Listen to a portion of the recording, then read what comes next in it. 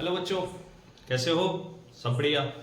हम लोगों ने resonance series LCR circuit last lecture में कंप्लीट किया था।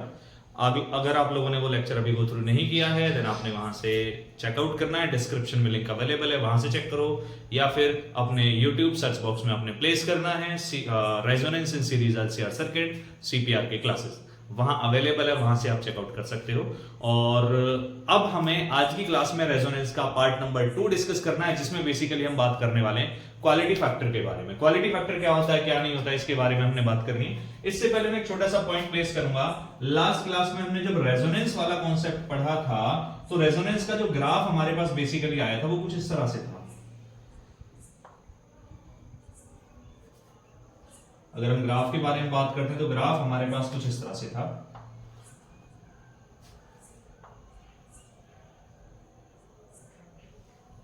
ठीक है, ये पर्टिकुलर फ्रीक्वेंसी थी जिस पर सर्किट में रेजोनेंस आ चुका था। इसे हमने नाम दिया था रेजोनेंस फ्रीक्वेंसी। ठीक है, यहां बेसिकली हमने इमेजिन किया ये हमारे पास था, यहां पे करंट आई, और इसको हमने, ये करंट की डायरेक्शन थी हमारे पास। ठीक है, ये हमारा था रेजोनेंस का डायग्राम। रेजोनेंस के लिए हमने ग्राफ प्लॉट किया था करंट और फ्रीक्वेंसी के लिए, तो ग्राफ हमारा कुछ ऐसा मिलता है। तो रेजोनेंस के अंदर क्वालिटी फैक्टर के बारे में हम लोगों ने बात करनी है। बेसिकली क्वालिटी फैक्टर क्या होता है? क्वालिटी फैक्टर बेसिकली हम लोग डिस्कस करते हैं कि जब सीरीज एलसीआर सर्किट हमारे पास है, उसमें रेजोनेंस आ चुका है, तो रेजोनेंस के केस में sharpness of resonance that is known as quality factor. हमारे पास जो रेजोनेंस आ रहा है उसकी शार्पनेस कितनी है, ठीक है, कितना उसका हमारा जो वेरिएशन है करंट के साथ, कितना मैक्सिमम करंट उसने गेन किया, ये डिपेंड करता है, ये डिफाइन करता है कौन? Quality factor. तो क्वालिटी फैक्टर को अगर हम डिफाइन करने जाते हैं तो हमारे पास इसके लिए हम कह सकते हैं इट इज ऑल्सो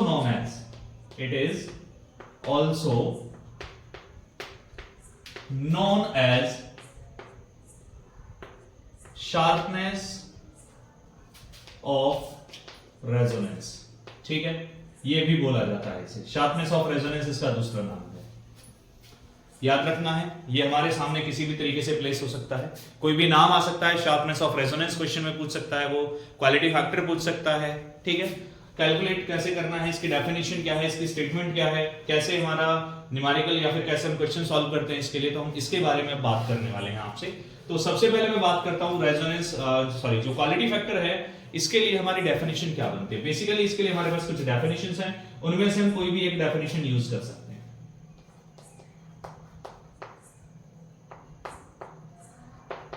डेफिनेशन, इसकी जो डेफिनेशन हमारे पास बनती है, ये कहता है कि जब सीरीज एलसीआर सर्किट के अंदर रेजोनेंस आ चुका था, तो रेजोनेंस जब आया है, रेजोनेंस के केस में VL और VC का रेशियो हमें बताना है विद रिस्पेक्ट टू VR। तो हम इसे कैसे कहते हैं? रेशियो ऑफ VL और VC टू VR। VL का मतलब क्या है? VL हमारा हो गया वोल्टेज अक्रॉस इंडक्टर, VC हो गया वोल्टेज अक्रॉस कैपेसिटर, और VR हो गया हमारा voltage across resistor series LCR circuit के अंदर। रेशियो ऑफ वोल्ट VL और VC to VR in series LCR circuit. ठीक है, ये बेसिकली हमारे पास इसके लिए एक स्टेटमेंट बनती है। इसकी एक और स्टेटमेंट हमारे सामने आ सकती है, उसके बारे में अभी आगे बात हम लोग करने वाले हैं। देन इससे पहले हम इसका फॉर्मूला अरेंज करते हुए क्वालिटी फैक्टर के लिए क्या होता है। क्वालिटी फैक्टर देखो, हमने बेसिकली अभी बात की थी, हम यहां से कहते हैं VL और VC डिवाइड बाय VR। चलिए फॉर्मूला अरेंज करते हैं, देखते हैं दोनों कैसे, क्या सेम सेम फॉर्मूला हमारे सामने आता है। भाई Q इज इक्वल टू, हमने लिखा VL बाय VR। VL क्या होगा हमारा? VL हो गया I नॉट इंटू XL, और VR क्या था हमारा? I not into R। I not से I नॉट मर गया, देन हम यहां पर कहते हैं this will be Q is equal XL divide by R। ठीक है, अभी XL के बारे में अगर हम लोग बात करते हैं, XL हमारा क्या होता है? XL होता है हमारा ओमेगा L, हमने बात की हुई है इसके बारे में, that is equal to divide by R। ठीक है, अब यहां पे बात हो रही है रेजोनेंस की, ध्यान रखना इसने बात की यहां पे रेजोनेंस की, और ओमेगा जो होगा हमारा वो एंगुलर फ्रीक्वेंसी होगी रेजोनेंस के लिए। तो रेजोनेंस की एंगुलर फ्रीक्वेंसी हमारे पास क्या थी? एस ओमेगा होता है हमारा 1 बाय रूट LC। ठीक है, जैसे ही वैल्यू प्लेस करते हैं तो कितना बनता है? Q बराबर L by R into 1 by, ठीक है, इसे सॉल्व हम करने जाते हैं तो ये बनता है रूट के अंदर LC। ठीक है। अब अगर आप इसे आगे प्लेस करते हो देन आपके पास देखो सॉल्यूशन क्या मिलता है। यहां से अगर हम आगे बढ़ते हैं देन Q इज इक्वल, इसे हम लिखते हैं 1/r root over L by C। ये हमारे पास बनता है क्वालिटी फैक्टर। कब निकाला हमने? अभी VL और VR के बारे में बात की है। अब चेक कर लेते हैं क्या ये जो स्टेटमेंट यहां पर है, भाई स्टेटमेंट का कहना है VL और VC, तो या तो आप VL का यूज करो या फिर VC का यूज करो, रिजल्ट इन दोनों केसेस में सेम आना चाहिए, ठीक है। और सेम कैसे बनता है वो देख लेते हैं, क्या रिजल्ट सेम आता है या नहीं आता। क्वालिटी फैक्टर हमारे पास दूसरा स्टेटमेंट अगर हम प्लेस करते हैं तो ये हमारा बनता है VC डिवाइड बाय VR। तो Q इज इक्वल, VC को हम लिखते हैं I not into XC divide by I not into R। I not से I नॉट कैंसिल आउट हो जाएगा, ये रिजल्ट हमारा बनता है XC डिवाइड बाय R, ठीक है। और अगर आप यहां से XC के बारे में बात करते हो, देखो XC हम लोगों ने पढ़ा हुआ है, XC बराबर होता है हमारा 1 बाय ओमेगा C। प्लेस करोगे देन आपको Q इज इक्वल टू कितना मिलता है 1 by omega C into R, ठीक है। क्वालिटी फैक्टर कैलकुलेट करना है, ओमेगा हमारा वही रेजोनेंस फ्रीक्वेंसी, और जब ये रेजोनेंस फ्रीक्वेंसी है देन क्या करना है, ओमेगा की जगह ओमेगा जो हमारा था वो 1 बाय रूट LC होता है, प्लेस करना है। तो ये हमारा बना 1 by CR into 1 by root over LC।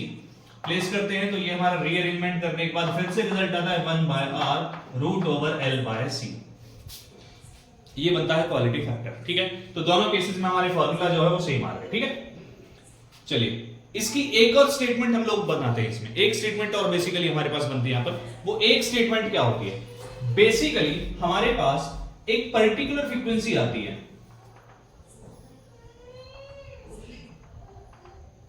ठीक है। पर्टिकुलर फ्रीक्वेंसी हमारे पास क्या होगी भाई, एक वो फ्रीक्वेंसी जिस फ्रीक्वेंसी पर, अगर मैं यहां पे बात करता हूं, देखो यहां हमारे पास एक फ्रीक्वेंसी जिस पर I बराबर I नॉट बाय रूट 2 हो जाता है। रेजोनेंस फ्रीक्वेंसी के दोनों साइड, मैं बोल रहा हूं जो उसका मीनिंग समझना है, रेजोनेंस फ्रीक्वेंसी के दोनों साइड जिस फ्रीक्वेंसी पर आपके पास I जो होता है that is equal to I naught by root 2, मतलब ये क्या होता है, ये तो हमारा IRMS था, IRMS की वैल्यू थी, ठीक है। तो जैसे ही हमारा IRMS रिजल्ट हमें मिलता है, कब, रेजोनेंस फ्रीक्वेंसी के दोनों साइड एक पर्टिकुलर फ्रीक्वेंसी ओमेगा 1 और ओमेगा 2 हम लोग इसे कंसीडर करते हैं। तो इस फ्रीक्वेंसी पर क्या है, बेसिकली हमारे पास जो करंट हमारा बन रहा है वो RMS वैल्यू के बराबर है, RMS वैल्यू के बराबर है, ध्यान रखना, ठीक है। तो ओमेगा 1 और ओमेगा 2 हमारे आ चुके हैं। तो यहां से अगर हमें रेजोनेंस कंप्लीट करना है, रेजोनेंस कह रहा हूं मैं, शार्पनेस ऑफ रेजोनेंस या फिर क्वालिटी फैक्टर कैलकुलेट करना है, देन इसका एक और रिलेशन हमारे पास बनता है basically, that is equal to resonance frequency divide by bandwidth omega 1 minus omega 2। अब ये बैंडविड्थ ओमेगा 1 माइनस ओमेगा 2 कैसे कैलकुलेट करना है, देखो याद रखना ये क्या फ्रीक्वेंसी डिफरेंस है, फ्रीक्वेंसी डिफरेंस है। कौन सी फ्रीक्वेंसीज का डिफरेंस है, जिन दो फ्रीक्वेंसीज पर रेजोनेंस के बाद और रेजोनेंस से पहले करंट की वैल्यू जो थी वो RMS करंट के बराबर थी। गॉट द पॉइंट, ठीक है। चलिए याद रखना, ये कह रहा है हमारे पास क्वालिटी फैक्टर की एक और डेफिनेशन जो है वो बेसिकली हमारे पास बनेगी कि रेजोनेंस फ्रीक्वेंसी का रेशियो हमें निकालना है frequencies difference, frequency difference on, हमारे पास फ्रीक्वेंसी डिफरेंस निकालना है किसका, एक तो वो फ्रीक्वेंसी यूज करनी है जो रेजोनेंस के बाद आ रही है, एक वो फ्रीक्वेंसी जो रेजोनेंस से पहले आ रही है, और दोनों फ्रीक्वेंसीज पर हमारा जो करंट है वो RMS के बराबर है। गॉट द पॉइंट, याद रखना इस चीज को, ठीक है। चलो फटाफट से इसे नोट डाउन करो एक बार, फिर इसकी स्टेटमेंट हम लोग प्लेस करने वाले हैं। इसका और फॉर्मूला हमारे पास क्या बनेगा क्या नहीं बनेगा उसके बारे में बात करेंगे, जल्दी से फटाफट नोट डाउन कीजिए इसे।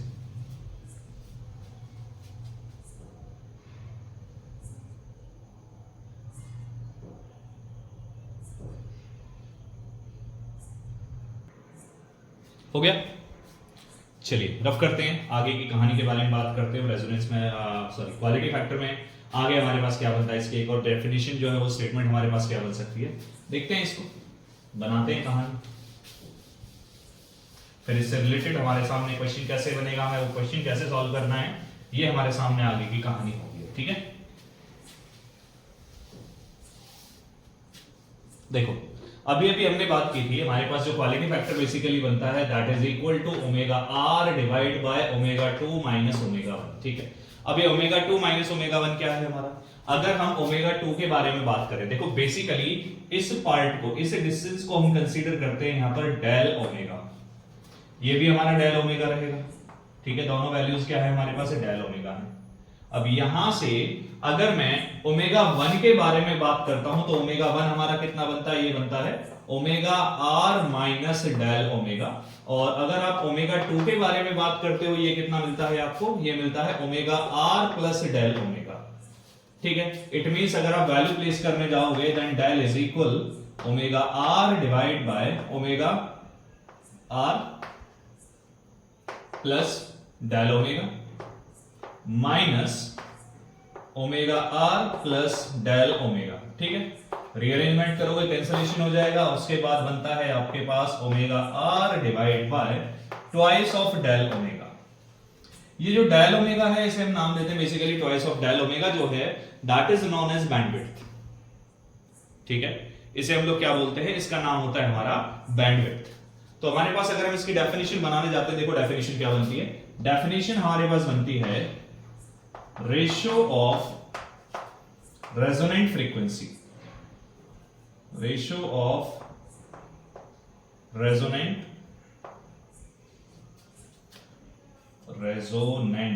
Frequency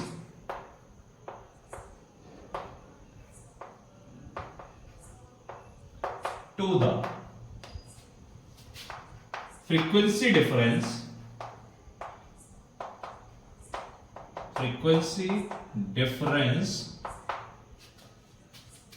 between two frequencies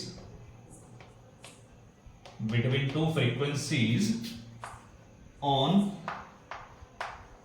either side of resonant frequency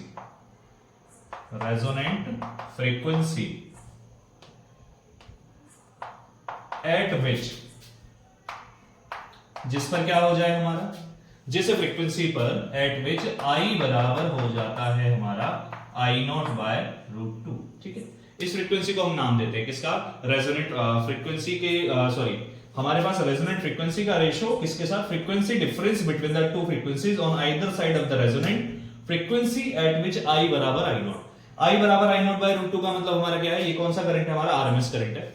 तो जिस फ्रीक्वेंसी पर ये कंडीशन हमारे पास एप्लीकेबल होती है, ठीक है, वहां अगर हम रेशियो कैलकुलेट करने जाते हैं then this ratio will define the value of quality factor.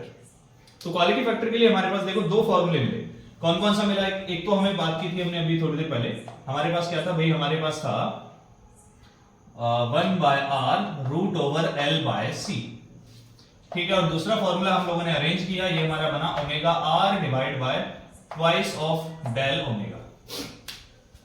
ठीक है, अगर आप यहां से इनका कंपैरिजन करोगे तो आपको डेल ओमेगा की जो वैल्यू है, अगर मैं बात करता हूं, देखो ट्वाइस ऑफ डेल ओमेगा जो है हमारा बेसिकली वो आर बाय एल को इंडिकेट करता है। कैसे, देखो पहले हम ये हमारा जो ट्वाइस ऑफ डेल ओमेगा है that is known as bandwidth. Twice of del omega ये हमारा क्या होता है, इसे हम लोग नाम देते हैं किसका, बैंडविड्थ का। ये चीज ध्यान रखना पहले, तो कई बार भाई क्वेश्चन में कह देता है बैंडविड्थ बताओ, तो बैंडविड्थ हम इस तरीके से बताएंगे। ठीक है, और अगर हम इन दोनों का कंपैरिजन करते हैं तो कंपैरिजन में हमें क्या मिलता है, देखो अगर मैं ओमेगा आर की बात करता हूं तो ओमेगा आर हमारा क्या होता है, ओमेगा आर हमारा होता है 1 बाय रूट एल सी। ठीक है, हमने पढ़ा हुआ है ओमेगा आर होता है हमारा 1 बाय रूट एल सी। और यहां से अगर आप कंपैरिजन करने जाते हो, ओमेगा आर की जगह 1 by root L C place करोगे, देन आपको यहां से रिजल्ट मिलता है 1 by root LC, then it will be your del omega। तो यहां से हम कहते हैं this implies del omega के साथ जो twice है, ये यानी जो बैंडविड्थ है हमारे पास, वो बैंडविड्थ बेसिकली हम लोगों को मिलती है R by L। ठीक है, it means del omega जो होगा it will be equal to R by twice of L।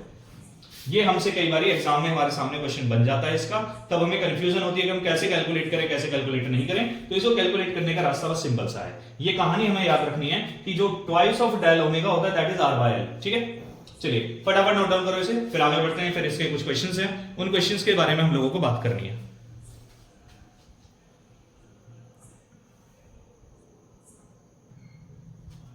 हो गया, चलिए रफ कर देते हैं इसे, फिर आगे बढ़ाते हैं। क्वेश्चन देखते हैं क्या आता है हमारे सामने। कई बार ये कॉन्सेप्चुअल क्वेश्चन बन जाता है कि हमारे पास कुछ पैरामीटर्स होंगे और हमसे पूछा जाएगा कौन सा पैरामीटर हमें सेलेक्ट करना है, कौन सा नहीं रखना, कौन सा बेटर ट्यूनिंग के लिए पॉसिबल होता है। ठीक है, तो सबसे पहले देखो हम लोगों ने एक फॉर्मूला पढ़ा था अभी क्वालिटी फैक्टर। क्वालिटी फैक्टर में हमने पढ़ा था कि क्वालिटी फैक्टर जो था बेसिकली इज इक्वल टू क्या था मेरा 1/r√/L/c। अगर हमसे बोला जाता है हमें कुछ कॉम्बिनेशन दिया जाता है तो हम क्या करते हैं, उस कॉम्बिनेशन में चेकआउट करना होगा रेजोनेंस कंडीशन, यानी शार्पनेस ऑफ रेजोनेंस कब ज्यादा हो सकती है। देखो r कम हो जाए, L ज्यादा हो जाए और c की वैल्यू कम हो जाए। तो याद रखना सर्किट विल बी सेलेक्टिव। ठीक है, circuit will be selective if क्या हो जाए हमारे पास, जो हमारा R है ये लो रहे, L हमारा हाई रहे, ठीक है, और C हमारे पास क्या रहना चाहिए, C की वैल्यू भी लो होनी चाहिए। ये चीज थोड़ा सा याद रखना, कई बार एग्जाम में हमारे सामने क्वेश्चन फंस जाता है कि भाई कौन सा सर्किट हमारा सेलेक्टिव होगा कौन सा नहीं होगा। तो बेटर ट्यूनिंग के लिए भी हम यही चीज चेकआउट करते हैं। This is also considered for better tuning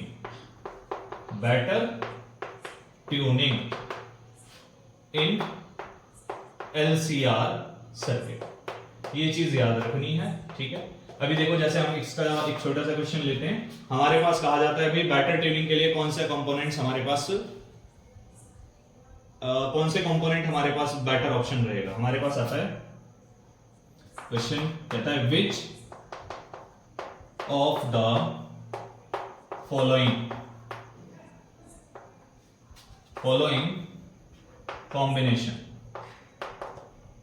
combination of किसका, which of the following combinations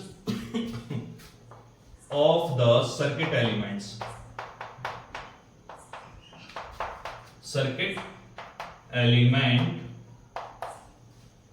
will be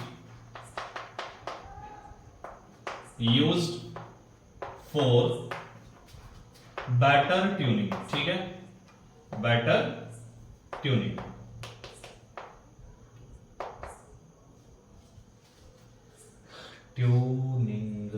चलो बेटर ट्यूनिंग। ठीक है, क्या बनता है हमारे पास, ऑप्शन दे दिया भाई। पहला ऑप्शन हमसे बोला जाता है R की वैल्यू 25 ओम, और C हमारे पास इसमें बोला जाता है भाई C की वैल्यू होगी 35 माइक्रोफैरेड, और L हमसे बोला जाता है L की वैल्यू हमारे पास हो गई L की वैल्यू चलो कंसीडर कर लेते हैं 15 मिली हेनरी। ठीक है, फर्स्ट ऑप्शन है। सेकंड ऑप्शन क्या रहा है हमसे, R की वैल्यू 25 ओम। ठीक है, कहता है L की वैल्यू और जो C है इसकी वैल्यू 15 माइक्रोफैरेड, और जो L है हमारे पास इसकी वैल्यू हमें दे दी जाती है 35 माइक्रोफैरेड। चलिए आगे बात करते हैं ऑप्शन नंबर थर्ड के बारे में।